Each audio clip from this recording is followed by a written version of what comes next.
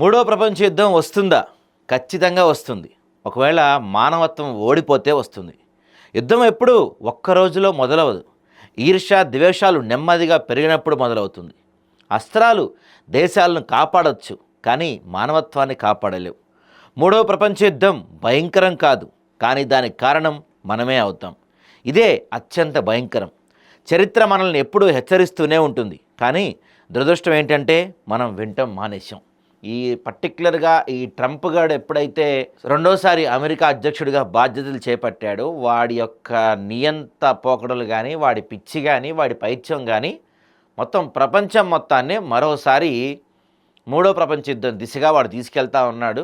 ఇరాక్పై దాడి చేస్తానికి దాదాపుగా అంతా సెట్ చేసుకుంటున్నాడు. ఇరాక్ పైన, దాని తర్వాత గ్రీన్లాండ్ పైన, ఇంకొన్ని దేశాలపైన కూడా వాడు దాడి చేయాలని ప్లాన్ చేస్తున్నాడు. ఇది మెల్లగా అటు ఇటుగా మారి ప్రపంచ యుద్ధానికి దారి తీసే అవకాశాలు పుష్కలంగా కనపడుతున్నాయి. ఈసారి ప్రపంచ యుద్ధం వస్తే గతంలో లాగా ఉండదు.